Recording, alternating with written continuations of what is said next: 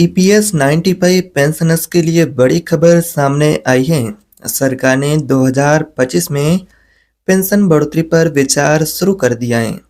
क्या महीने का पेंशन आपका 1000 है वो बढ़ करके ईपीएस के पेंशनधारकों को 7500 तक मिल सकता है? क्या वाकई में अब आपकी पेंशन मिनिमम 1000 से बढ़ करके 7500 तक पहुंच सकती हैं?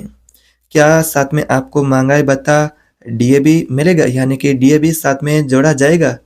और क्या पेंशनधारकों को मुफ्त मेडिकल की सुविधा का भी लाभ मिलेगा? अगर आप एक पेंशन भोगी हैं तो आपके लिए तमाम महत्वपूर्ण अपडेट है जो कि आप सभी पेंशन भोगी हैं वो बार बार पूछते हैं कि आखिर हमारी पेंशन कब बढ़ेगी। तो पेंशन बढ़ोतरी से जुड़े कुछ महत्वपूर्ण अपडेट हैं।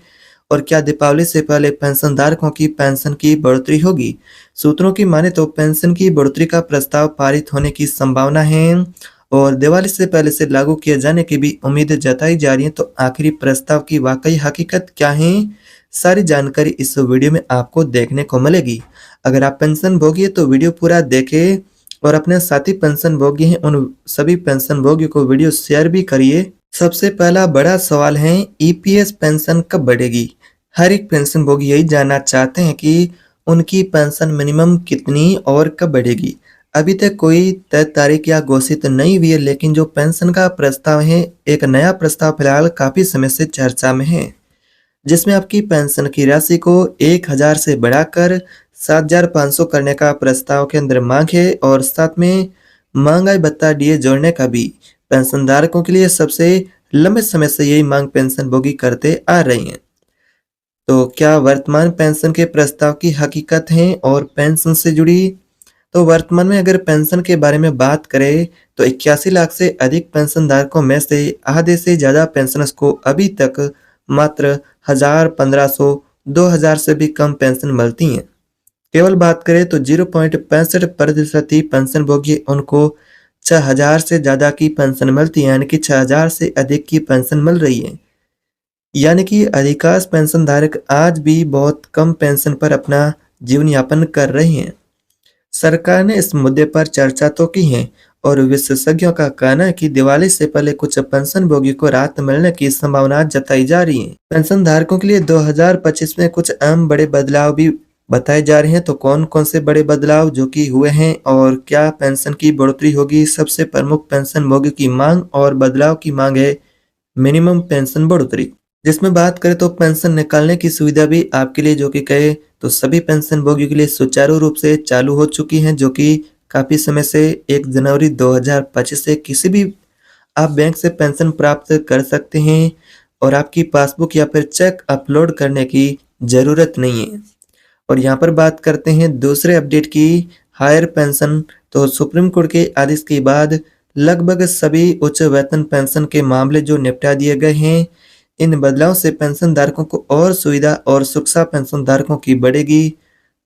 बात करते हैं अगले यहाँ पर अपडेट की, तो क्या 60 साल के बाद कितनी मिलेगी पेंशन, यानी कि पेंशन धारकों को वाकई में पेंशन कितनी मिलेगी?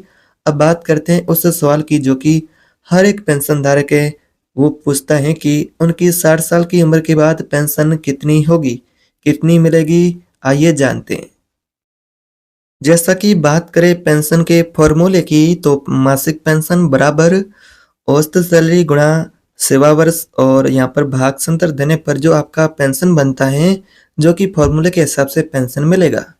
जिसमें अभी वर्तमान समय में बात करें तो आपको 7500 रुपये का अधिक पेंशन, यानी कि कहे तो अधिकतम पेंशन मिलता है और न्यूनतम की बात करें तो 1000, यानी कि वर्तमान में जो पेंशन आपको इस फॉर्मूले से मिलती है, जो अधिकतम पेंशन 7500 और न्यूनतम पेंशन 1000। तो वैसे में अब मांग प्रस्ताव में है कि जो न्यूनतम पेंशन 1000 है उसे बढ़ाए और सरकार 7500 करे। तो क्या इससे प्राइवेट कर्मचारियों को भी फायदा होगा?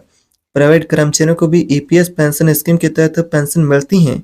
आइए कुछ इसके बारे में जानते हैं कि आखिर कौन कौन से प्राइवेट कर्मचारियों को ईपीएस पेंशन स्कीम के तहत पेंशन मिलती हैं।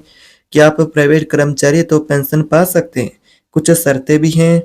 कम से कम 10 साल की नौकरी यानी कि सेवा होनी चाहिए। पेंशन के लिए कुल आपकी आयु वर्तमान में 58 साल से अधिक होनी चाहिए, तब जाकर के यहाँ पर आप पेंशन न्यूनतम 1000, अधिकतम 7000 500 तक ले पाएंगे। हालांकि वर्तमान में ये प्रस्ताव लंबित हैं, जो कि न्यूनतम पेंशन बढ़ोतरी का, जिसमें 7,500 तक बढ़ाई जाए पेंशन की मांग है, और साथ में डीए और मेडिकल की सुविधा की भी मांग लंबित है। लेकिन अभी तक कोई अंतिम फैसला नहीं हुआ है। ये जानकारी कुछ मीडिया रिपोर्ट के अनुसार देखने को मिली है कि दीपावली से पहले पेंशन भोगियों को सौगात मिल सकती है। तो आज की इस वीडियो में हमने देखा कि ईपीएस पेंशन के प्रस्ताव की हकीकत क्या है, यानी कि पेंशन प्रस्ताव की आखिरी हकीकत क्या है।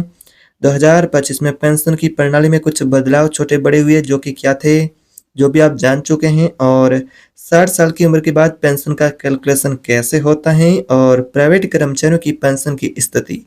आप सबने ये महत्वपूर्ण अपडेट जाना है। सरकार इस पेंशन के प्रस्ताव पर विचार कर रही है और दिवाली से पहले कुछ राहत मिलने की उम्मीद की जा रही है। तो ऐसे में आपकी इसके बारे में क्या राय है? अपनी राय कमेंट बॉक्स में जरूर बताएं। आपकी राय जानना चाहते हैं कि 7,500 प्लस डीए पेंशन होनी चाहिए? कमेंट बॉक्स में अपने विचार साझा करें, वीडियो शेयर करें। चैनल पर नए हैं तो सब्सक्राइब करके बेल आइकन दबा दे, ताकि आपको इसी प्रकार से इस तरह की जो खबरें होगी पेंशन से जुड़ी, ईपीएफओ से जुड़ी, वो सबसे पहले मिलेगी। मिलते हैं अगले वीडियो में, तब तक के लिए जय हिंद।